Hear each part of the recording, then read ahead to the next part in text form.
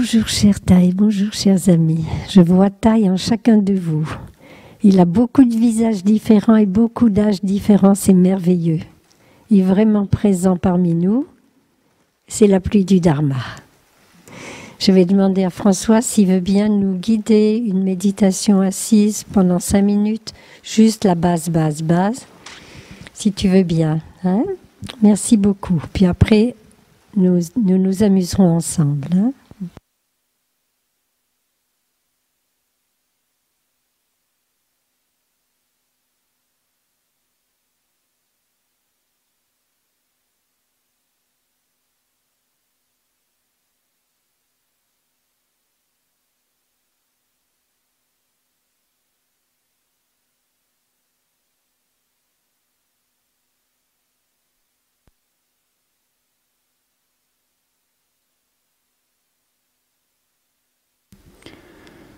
Breathing in, I know that I am breathing in. Breathing out, I know that I am breathing out. In, out.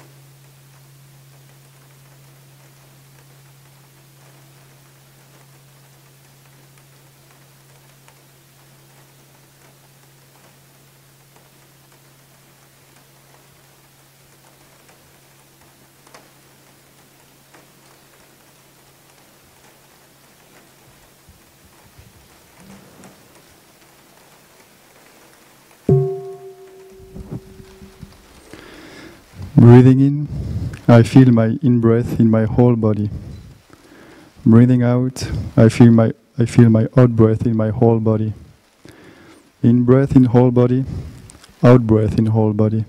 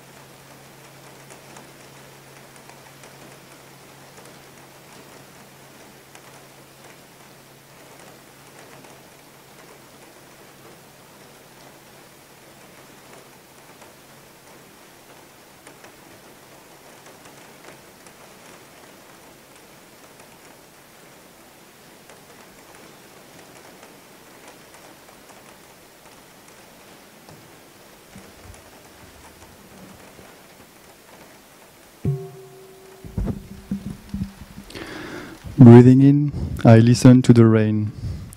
Breathing out, I smile. In, listening to the rain. Out, I smile.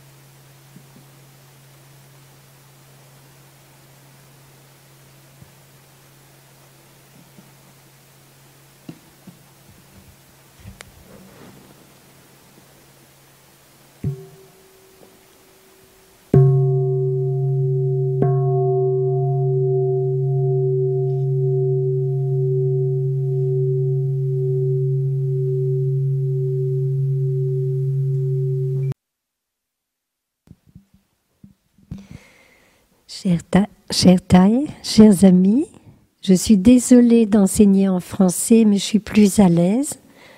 Mon anglais, ça va, mais l'accent, pas du tout. Donc pour les anglophones, c'est pas un avantage du tout que j'enseigne en anglais. Donc je vais enseigner en français. Tout le monde a des écouteurs? La traduction vous entend, tout le monde entend bien? Oui, c'est clair, clear and complete? Parfait. Donc aujourd'hui, j'ai le grand bonheur d'être avec vous, de pouvoir participer un petit peu à votre journée laïque.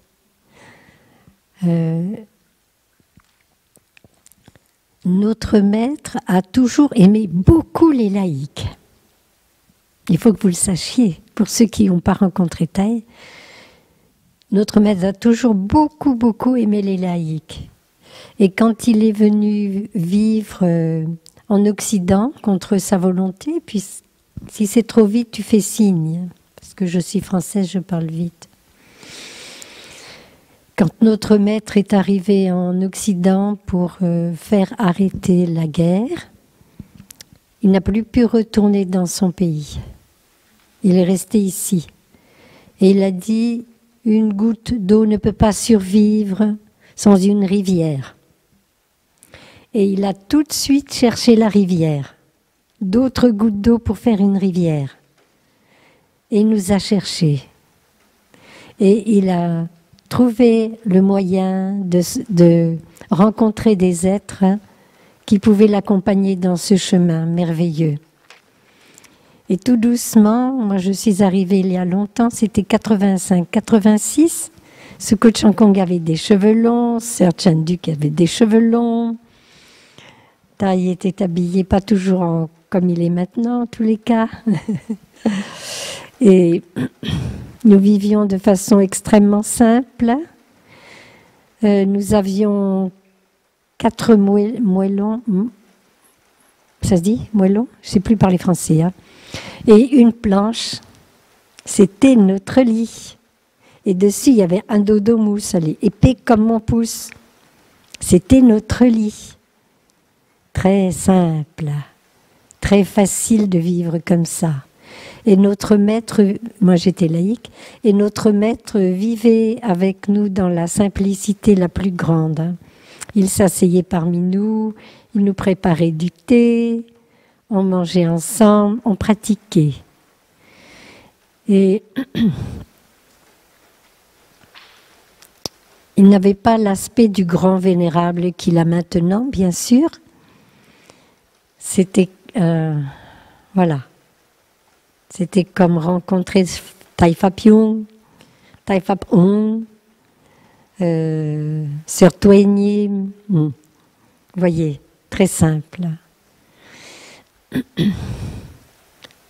Et nous apprenions à vivre avec lui dans la pleine conscience, jour après jour. Il nous avait offert des gathas. Vous avez les gathas, tout le monde a des gathas pour sa vie, pour rythmer la vie. Donc, notre maître nous avait offert des gathas pour que nous puissions apprendre à développer notre pleine conscience. Les gathas peuvent sembler être des poésies un peu naïves, mais si nous pénétrons dans les gathas, nous entrons dans un domaine immense. Nous quittons le domaine historique dans lequel nous vivons, nous restons au début dans le monde historique, mais nous allons dans l'ultime très très vite. C'est extrêmement facile de rentrer dans l'ultime, d'aller dans le sutra du diamant, presque instantanément quand on pratique les gathas. On m'a demandé de vous parler de notre vie en pleine conscience, et moi je me sers des gathas. C'est mon skate, c'est mon surf. Je grimpe, je prends la vague du matin, je me mets sur le surf et en avant vers la plage. Et je vais essayer de garder mon équilibre tout au long de ce passage qu'est la vie. Pratiquement depuis que je suis moniale et même avant, puisque je me suis entraînée, je connaissais Thaï avant, je suis devenue moniale en 99, en décembre 99. 4 décembre 99, je suis devenue moniale. Et je pratiquais déjà les gathas. Et ça me sert infiniment tous les jours, tous les jours, tous les jours. Alors on a le droit de les inventer. On a le droit d'écrire ses propres gathas. On a le droit de les mettre en musique. On a le droit de les pratiquer dans la légèreté. La légèreté ne veut pas dire dispersion. Légèreté veut dire avec un esprit d'amour léger, calme et léger. Alors, me réveillant ce matin, je souris au monde. Quand je me réveille, je m'étire, puis je me dis, allez, c'est une journée nouvelle, hein, allez, on y va. Je prends mon surf. Hein. Et puis c'est une belle vague. Hein. La journée qui vient, c'est une très belle vague.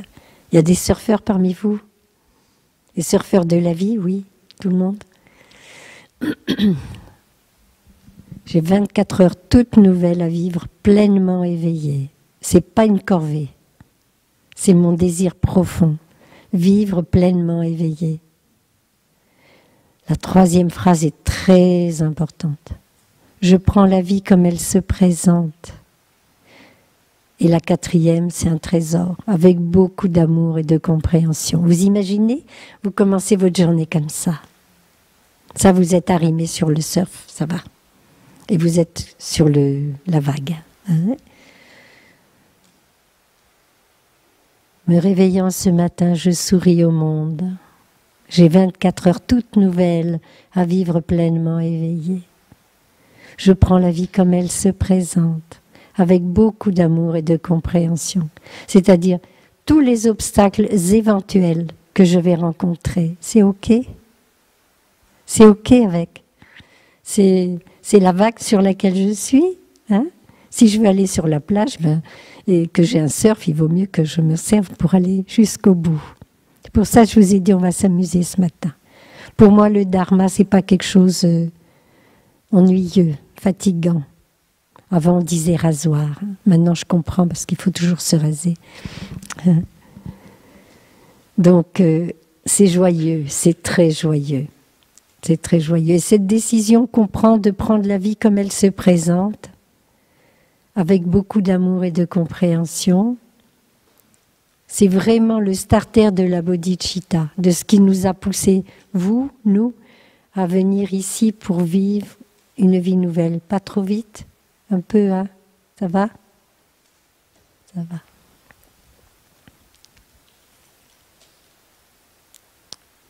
Et puis je m'assois à bord du lit. J'inspire, j'expire, je suis consciente, hein? Ça va, mon corps est bien vivant. Je suis consciente, même si j'ai pas bien dormi, ça va. Hein. Ne pas bien dormir, c'est OK aussi. Hein. Ne pas dormir du tout, c'est OK aussi. Prends la vie comme elle se présente. Et avant d'enfiler mes chaussures, je suis consciente que je vais enfiler mes chaussures. Et il y a un petit gatha, parce que les gathas, ils sont faits pour conserver l'énergie d'amour et de pleine conscience tout au long de la journée.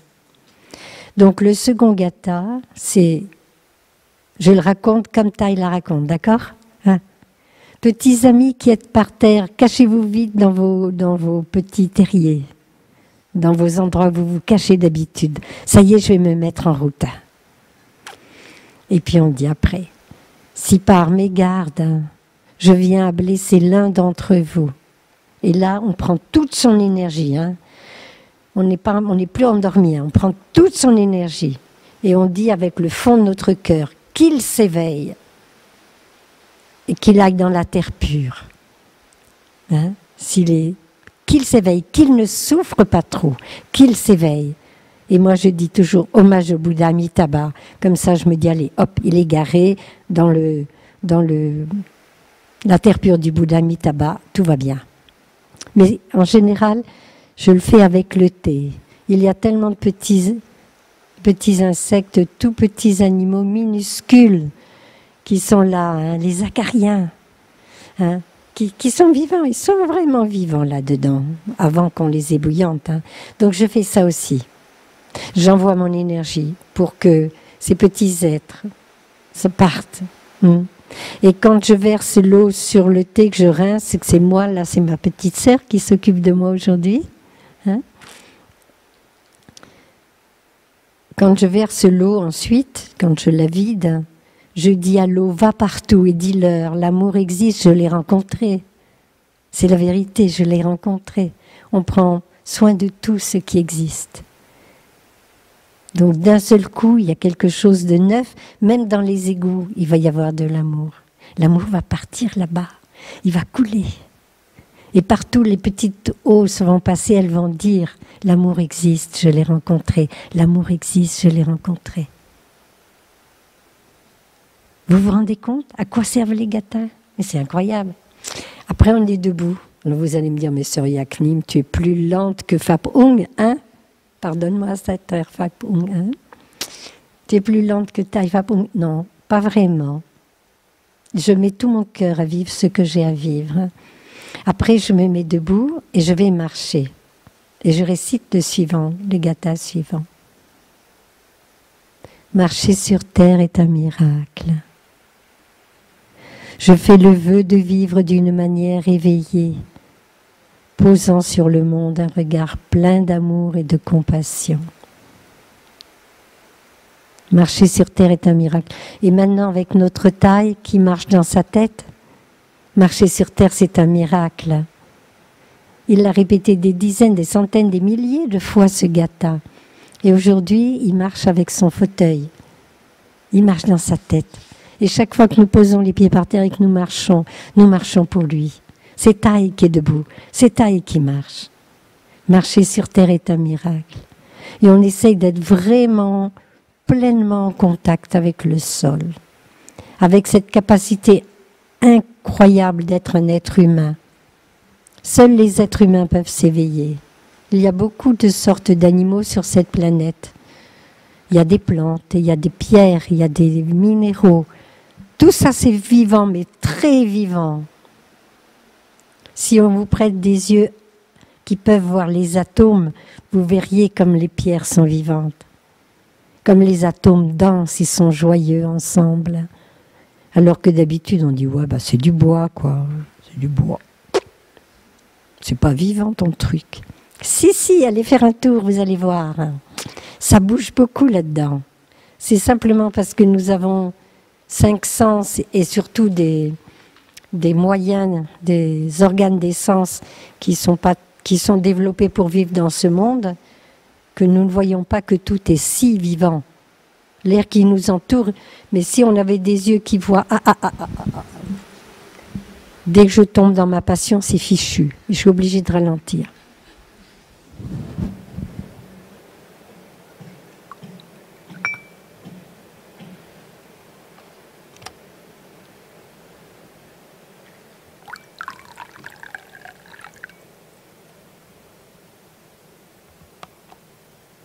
Tu me fais signe.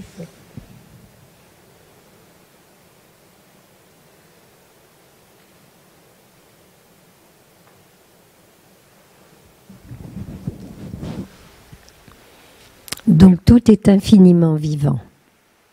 Une pierre, une plante, un animal, et nous sommes pleins de conscience. Tout est plein de conscience. L'air, la terre, le soleil, la pluie.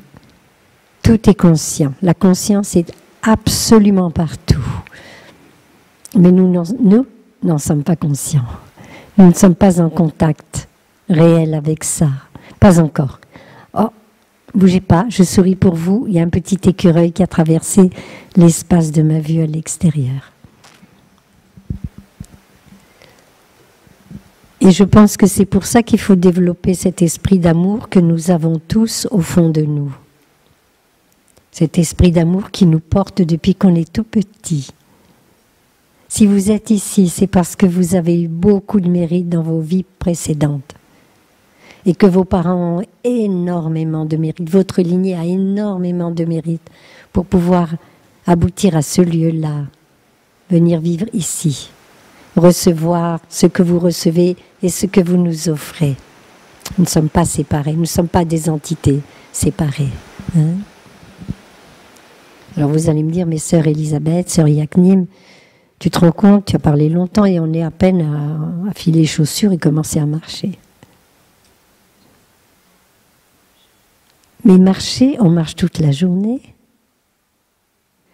On va aller d'un endroit à l'autre toute la journée. On n'a pas besoin d'attendre la méditation marcher pour être en contact avec nos pieds et notre souffle si on peut. On peut compter ses pas avec le souffle. On peut réciter un poème avec le souffle. Je suis chrétienne profondément. Je suis christique, profondément christique. Et quand je fais des marches méditatives, l'autre jour j'ai fait une marche méditative et je récitais en marchant à l'inspire. Ô mon doux, à l'inspire, Jésus d'amour. Ô mon doux, Jésus d'amour. Ô mon doux, Jésus d'amour. Qu'est-ce qui se passe quand on fait ça? Nous nous mettons, pareil pour le Bouddha, Avalokita, etc. Hein, nous nous mettons sur une vibration, sur une énergie beaucoup plus haute que l'énergie qui nous entoure la plupart du temps, ou l'énergie dans laquelle nous sommes nous-mêmes de temps en temps. Donc, quand nous faisons la marche méditative, nous pouvons très bien évoquer un nom et nous laisser nous imprégner de cette énergie. Conscient du pas, conscient du souffle et évoquant un nom. Je me souviens qu'un jour, notre maître nous avait dit, quand vous faites la marche méditative, vous pouvez penser à quelqu'un et évoquer son nom à chaque souffle. Et l'autre jour, je marchais, je disais à l'inspire, cher Taï, cher Taï, cher Taï. Je marchais pour lui, dans la douceur et dans l'amour, dans la paix, dans la joie, dans la liberté. Pas trop longtemps parce que frapper à sa porte sans arrêt, ça ne doit pas être rigolo. Donc je lui ai offert ça quelque part. Donc vous pouvez faire ça avec ceux que vous aimez. Vous pouvez faire ça avec des personnes que vous connaissez, que vous savez être tristes, malades, ne pouvant pas marcher par exemple.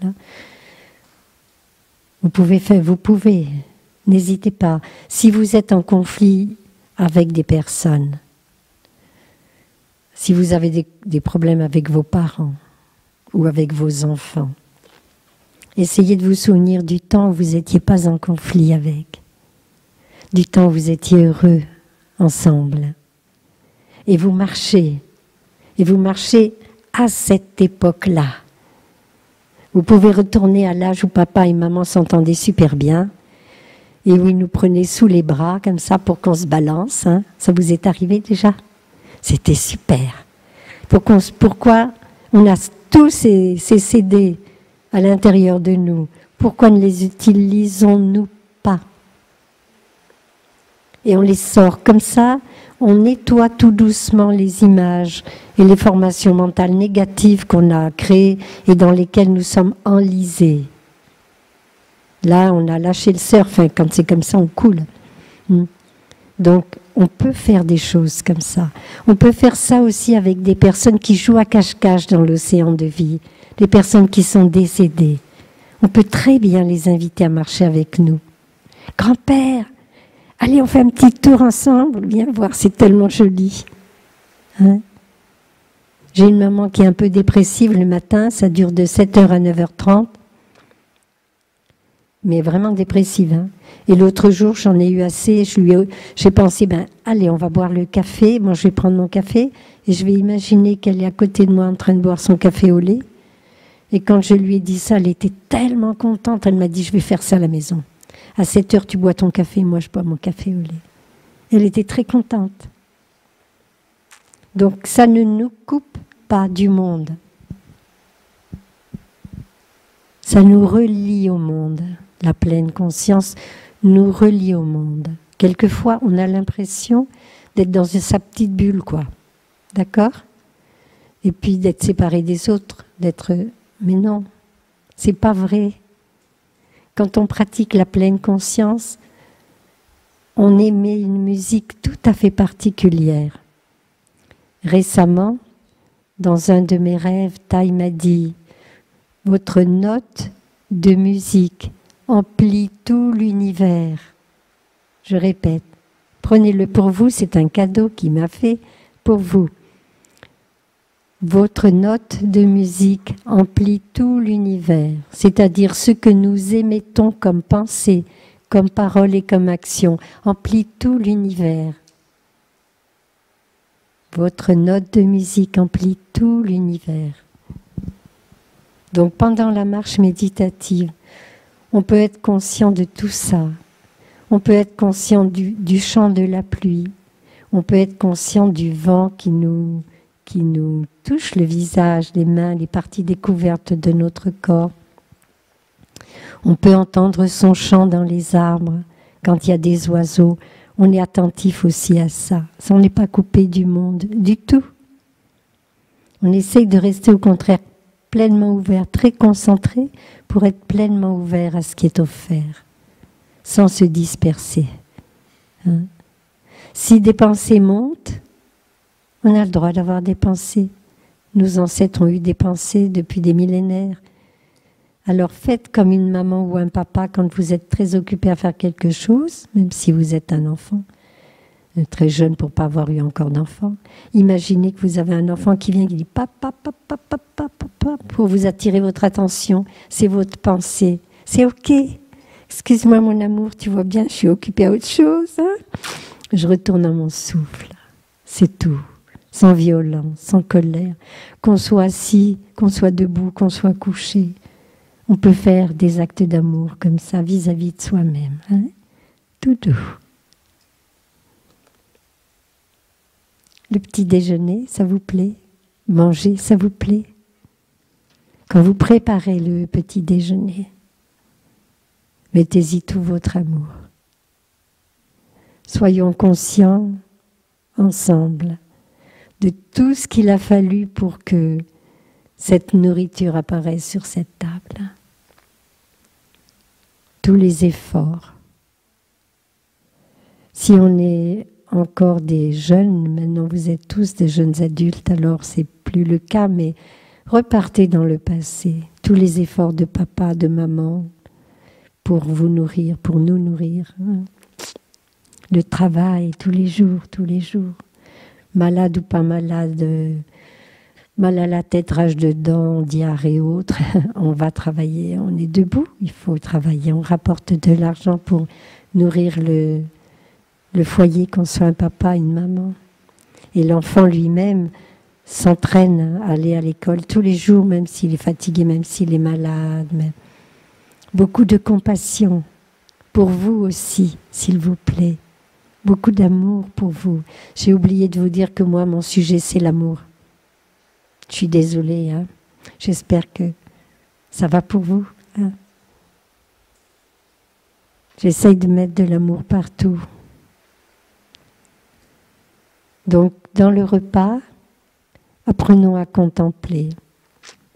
Est-ce que de temps en temps, avez-vous de temps en temps des amandes à manger sur la table? Vous en mangez quelquefois des amandes? Non. Des dattes? Pas beaucoup. N'importe. Alors, on prend un autre fruit. On prend un autre fruit, mais il faut que ce soit un fruit avec un noyau, c'est plus rigolo.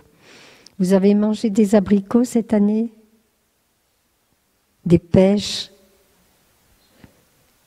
Oh. Des cerises? Oui, des cerises, hein? À sauver. Sauver. Une cerise. J'ai une cerise dans... Essayez de vous introduire. Vous êtes en train de manger une cerise. Hein? On est toujours sur la vague, hein, l'avance, et on tient son surf. Donc le surf, c'est le souffle aussi. Hein? Donc on tient son surf.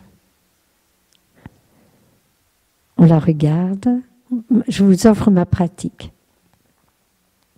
Bonjour ma petite cerise. Comme tu es jolie. toutes rouges. Il y en a qui sont des plus pâles, hein, qui sont presque jaunes. Toutes rouges. Je vois ta couleur, je vois ta forme, je vois ton volume. Je sais, tu es une cerise. Je te reconnais. C'est très, très important. Je te reconnais, tu es une cerise. Après, je m'approche plus près d'elle et je commence à croquer dedans. La peau, elle a une peau tout à fait identique à la nôtre. C'est une peau qui a un échange avec l'extérieur. C'est une peau qui maintient le suc, hein, le jus de la cerise, qui protège les organes intérieurs. Il faut qu'il y ait une fracture pour qu'il y ait une infection à l'intérieur, absolument comme nous. Et là, dedans, il y a la chair. Sucrée, un peu acide, qui a le goût de cerise. C'est trop vite? Ça va? Qui a le goût de cerise. Et tout ça, c'est l'intelligence du cerisier. Il a mis au point, avec toute son intelligence, un berceau magnifique pour maintenir l'enfant qu'il va mettre au monde. Il a décidé de mettre au monde un enfant qui va lui ressembler au futur. Alors, il protège cet enfant. Il lui donne de quoi manger. La cerise, la chair, va le nourrir. Il lui donne une première protection, la peau. Ensuite, il a inventé de tisser autour de l'enfant une coque très dure qu'on appelle noyau. Il faut y aller pour la casser. Mais elle est double valve, bien serrée. Il sait ce qu'il fait. Il a fait ça comme ça. Si on va plus loin et qu'on casse le noyau, on va rencontrer l'enfant. On va le voir. Il dort dans ce berceau bien protégé. Et il a un petit vêtement blanc qui le protège, fin comme de la soie. Et en général, amer. Pour décourager les insectes qui seraient allés jusque-là. Regardez les noix. Goûtez les noix en ce moment. C'est exactement pareil. J'aurais pu vous prendre les noix. Ça n'a pas d'importance. Et dedans, il y a le bébé qui dort. Et qui attend juste les conditions favorables pour se manifester. Si je regarde bien, si je vais plus loin, plus profond, je vais observer quelque chose. On n'entend pas, ma chérie? Ce sont mes amis. Ce sont nos amis. En plus, on voit très bien les vaisseaux qui l'ont nourri. Vous voyez les vaisseaux qui l'ont nourri? Vous voyez ces petits trucs-là, hein? C'était les vaisseaux qui ont pénétré à l'intérieur de la coque très dure qu'il a fait pour nourrir l'enfant. Et puis, c'est pas fini. Vous ne mangerez plus jamais un fruit de la même manière. L'enfant, il a un cordon ombilical qui le relie à l'arbre. C'est par ce cordon ombilical qu'il est nourri. Ce cordon ombilical lui apporte la sève, pas la sève brute qui monte des racines, non. Il lui donne la sève élaborée que les feuilles ont nourrie, transformée, ont mis du sucre à l'intérieur grâce à la chlorophylle, à l'action du soleil. Il nourrit ses enfants et il en fait une quantité incroyable. Allez voir les chênes en ce moment. Une quantité incroyable. Pourquoi? Il sait très bien, il sait, sa conscience, sait très bien que sur les milliers de bébés qu'il va mettre au monde, fort peu vont avoir la chance de se manifester sous forme d'arbre. Voilà ce que nous mangeons. C'est pareil pour le poireau, c'est pareil pour la carotte, c'est pareil pour les choux-fleurs, c'est pareil pour absolument tout ce qui nous entoure. Il y a ce désir profond de continuer, de se continuer. et la sagesse profonde de l'arbre, de la plante, de savoir qu'il en faut beaucoup, beaucoup, beaucoup pour que ça puisse arriver à survivre jusqu'au bout, qu'il puisse se reproduire. On dit qu'un arbre, comme un peuplier, qui émet énormément de graines, vous savez, ces graines floconneuses qui volent là dans l'air, un seul arbre, une seule graine va prendre racine. Il en fait des milliers, mais il met ça entre les mains du vent, entre les mains du soleil, entre les mains de la pluie, entre les mains de l'eau. Il a confiance, il continue à nous nourrir. Il a fait en sorte que tous les arbres ont fait en sorte que ce soit succulent pour que les oiseaux, les animaux les prennent, les mangent et les plantent beaucoup plus loin. J'en dirai pas plus de la nourriture. Je pense que je vous ai peut-être ouvert une porte aujourd'hui dans la rencontre avec la réalité ultime. Parce que ça se passe comme ça. En plus, ce ne sont que des atomes. Donc ça gigote sans arrêt, c'est extrêmement vivant. Je vais boire un petit peu. Un son de cloche, François, s'il te plaît.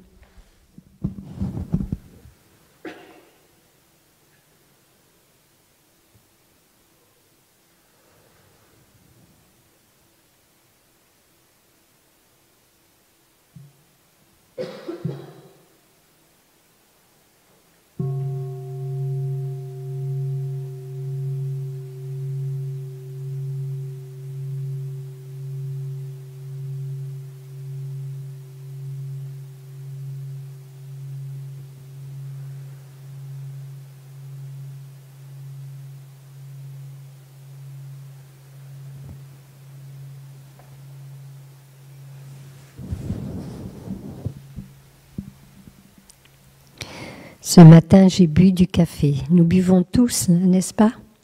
Tout au long de la journée. Et il y a un gâta pour l'eau. L'eau descend du sommet des montagnes. Elle jaillit de la terre, toujours fraîche miraculeusement. Je lui suis infiniment reconnaissant.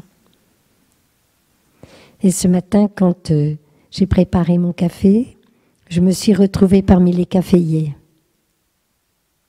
J'ai vu les petites graines, j'ai vu les fleurs qui sentent très bon. J'ai vu les graines, j'ai vu tous les déroulements. J'ai vu comment les gens avaient travaillé si dur pour arriver à apporter le café. Ça sentait très bon. Vous aimez le café? Quelques-uns parmi vous? Il sentait très bon. Je me suis laissée porter par cette odeur. Et j'ai pensé à l'eau. Oui, elle vient de la pluie, mais d'où vient-elle avant? J'ai passé beaucoup d'heures à regarder Internet. Monsieur Google, s'il te plaît, Monsieur Google, explique-moi comment la Terre est née. S'il te plaît, Monsieur Google, explique-moi comment la Terre est née.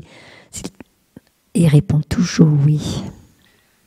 Vous savez, on a une chance pas possible. Il est très discipliné, il est très gentil. Et il m'a emmené visiter la Terre, la manifestation de la Terre, manifestation du Soleil. Et j'ai appris que l'eau venait des grosses météorites qui tombaient sur la Terre. Oui. Ça vous fait rien de plus que ça, mais moi ça m'a ébloui. Donc quand je prends dans mes mains un verre, c'est pas rien. Ce verre, c'est de la lave, hein, au départ. Vous vous rendez compte? Pas brûlant trop quand même, hein, ça va. L'intelligence de l'être humain a fait que nous sommes appropriés la chaleur. Nous avons tellement observé comment le sable pouvait devenir cristal ou verre. Et nous sommes devenus tout doucement, à travers des millénaires, maîtres du verre. Et pour nous, c'est tout à fait normal d'avoir un verre dans la main. Ça représente des millions d'années, des centaines de milliers de personnes qui ont cherché comment on pouvait arriver à garder l'eau dans quelque chose. Ils sont arrivés à ça. Waouh, c'est superbe, vous ne trouvez pas? Vous n'êtes pas blasé quand même. Comment on dit plus blasé maintenant? On dit comment? Comment dit-on maintenant? On dit plus blasé. Blasé, c'est mon âge, ça. On dit ben, n'hésitez pas. Vous savez pas, ah, c'est parce que vous n'êtes pas blasé du tout, je me suis trompée. Vous êtes émerveillé. Voilà, c'est ça. On dit du zen ceci. Au début du zen, une montagne est une montagne. Alors je vais vous dire, au début du zen, un verre, c'est un verre. Au milieu du zen, c'est plus du tout un verre. Alors c'est la lave, c'est le travail des... Et à la fin, c'est un verre. C'est ça la méditation, c'est pas autre chose. Hein. C'est juste ça. Oser ouvrir la porte de la réalité telle qu'elle est. Cette merveille, la beauté de tout ce qui nous entoure. Alors quand je bois du thé, je me promène dans les théiers, je vois les personnes qui travaillent, mais je me promène aussi pour voir la lave en fusion, le sable en fusion, qui devient vert. Et je vois l'eau qui tombe avec les météores, les météorites. Oui, ça vient du ciel. Alors, c'est beaucoup moins embêtant que de boire un thé comme d'habitude, hein, comme on boit un Coca-Cola, par exemple. Hein. Ça devient autre chose. Je vous embête pas trop, ça va? Vous êtes sur votre surf? Ou vous l'avez lâché? Vous êtes encore sur le surf, ça va? Oui? Les traductrices disent oui, alors ça me rassure beaucoup. Quand on lave la vaisselle, on lave la vaisselle souvent dans la journée. Quand on lave la vaisselle, s'il vous plaît, amusez-vous. Laissez jouer cet enfant intérieur. Le zen, ça n'est pas quelque chose de triste, de rigide, de j'inspire, j'expire, j'inspire, j'expire, je prends mon pied, je prends le chose, je tiens le verre. Voilà, c'est du verre, oui, ça vient des espaces. Après, non, non, non, non. S'il vous plaît, ne détruisez pas la beauté. C'est de la poésie. Et la poésie, c'est pas quelque chose de calamiteux. Hein. C'est léger, c'est beau, la poésie. Donc quand vous l'avez... Allez, on est à la fin du repas. Là, j'ai parlé un peu du repas. Vous connaissez les 5 contemplations. Tout le monde entend bien? Ça va? Les 5 contemplations, je ne vais pas vous les réciter. Vous les écoutez tous les jours, au moins une fois par jour. Quand on lave la vaisselle, ce verre, il était propre avant que je mette quelque chose. Donc, je contemple l'impermanence. Si je peux utiliser l'impermanence dans ma vie, je vais cesser de souffrir. Je vais vraiment arriver à cesser de souffrir. Tout est impermanent. Donc, ce qui est désagréable aussi. Donc, je regarde mon verre, il était propre, il a été plein, il est devenu vide, presque. Par correction, on laisse toujours un petit peu au fond du verre. Hein. C'est comme ça dans la manière raffinée. Je trempe mon verre dans de l'eau chaude. Alors, je sens le contact avec l'eau chaude, plus ou moins chaude, savonneuse. Le toucher est différent. Je lave mon verre avec tranquillité. Si j'ai de la chance d'arriver un des premiers, il y a des bulles. Et les bulles, elles se colorent avec la lumière. Elles deviennent comme des arcs-en-ciel. On peut même tapoter des doigts dedans pour que ça fasse plus de bulles. On a le droit. Et on joue avec le verre. Laver sa vaisselle, c'est donner un bain au bébé Bouddha. L'esprit de tous les jours est l'esprit du Bouddha. Alors ça prend sens. Vous me comprenez, ça prend sens. Laver sa vaisselle, c'est pas rien. C'est reconnaître le trésor. C'est une transmission de milliers de générations, quoi. C'est magnifique. C'est aussi précieux que du cristal, hein. Et on lave notre verre. On le rince. On voit la sensation du toucher qui n'est plus aussi glissant, heureusement. Hein. On rince et on essuie ou on pose pour laisser sécher. On confie l'objet précieux à l'air qui va se charger de le caresser et de l'égoutter. Il y a la pesanteur qui va agir aussi et qui va faire en sorte que l'eau parte dans le bon sens pour qu'il soit sec. Vous faites des choses comme ça quand vous vivez? C'est ça qu'il faut faire. Il faut ouvrir cette porte. Les autres vont rester pendant un temps encore enfermés dans la routine. Mais ça va, on a du temps pour s'éveiller. On prend son temps pour s'éveiller. Tant qu'on s'est réveillé, on a marché, on a fait l'assise tout à l'heure avec notre jeune frère François. On a bu. On ne s'est pas encore lavé. On va se laver. Vous êtes d'accord? Ça va? Il y a un gâta pour se laver. Si vous prenez le surf en vous lavant, je vous préviens, vous allez aller très loin avec le surf. Vous pouvez aller jusqu'à l'éveil complet en vous lavant. Avec tout, hein, avec tout. Avec tous les gâtas. Mais moi, je l'utilise vraiment beaucoup, celui-là. Depuis le début, je crois que je l'ai presque jamais lâché. En me contemplant. Voici ce corps. Jamais né, jamais mort. Au-delà du temps et de l'espace. À la fois héritage et transmission, demeure dans la nature du Dharma Dhatu. Et là, si vous gardez votre surf et que vous vous y entraînez, l'éveil dans la douche. Dans les gathas, il y a tout ce qu'il faut pour toucher la dimension ultime. Voici ce corps. Jamais né, jamais mort. Et vous cherchez, je ne vais pas vous donner la solution, sinon vous vous laverez comme d'habitude, pas question. Enfin, pas question que je vous passe la solution avant que vous ne l'ayez trouvée, ça serait bien dommage.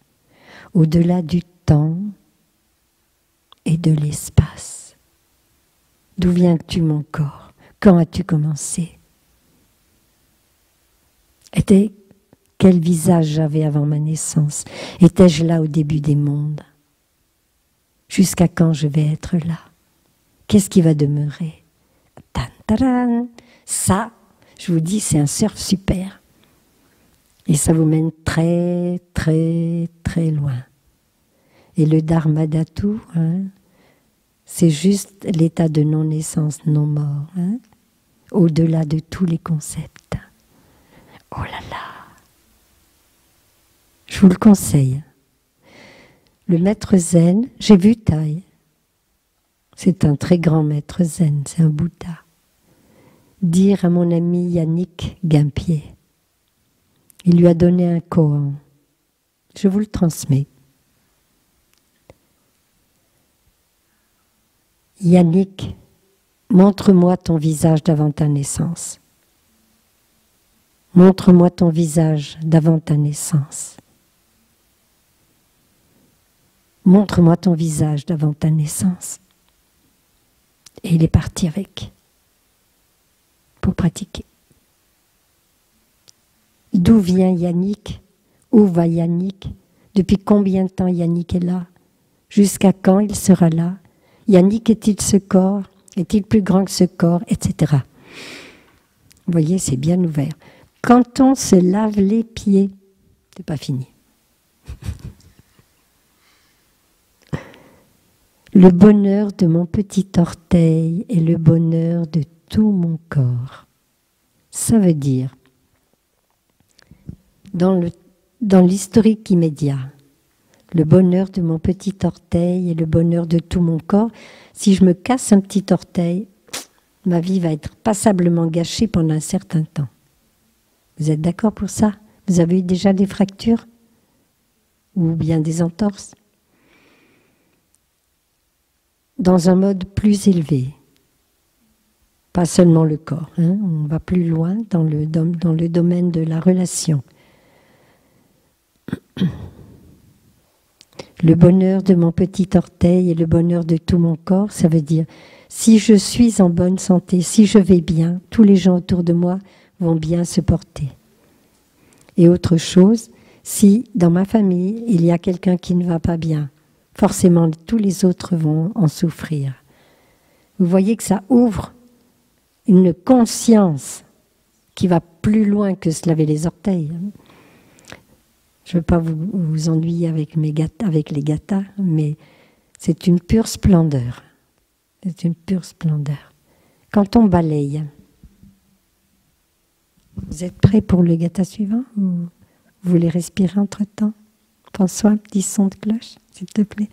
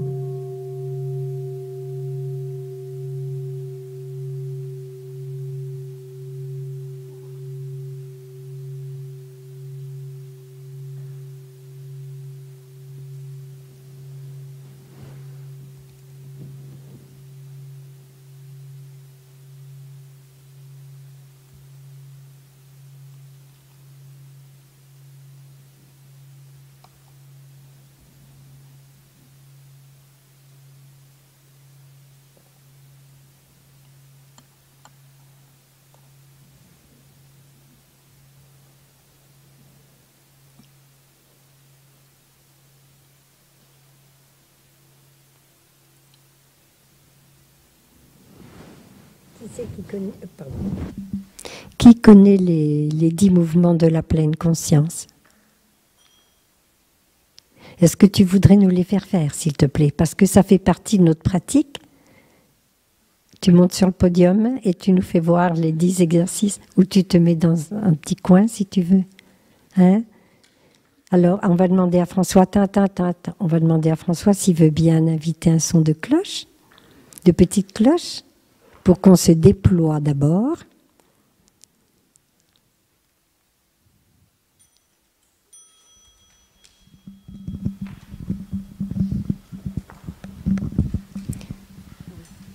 Là, on peut être vraiment conscient du changement de position avec le souffle, garder la pleine conscience.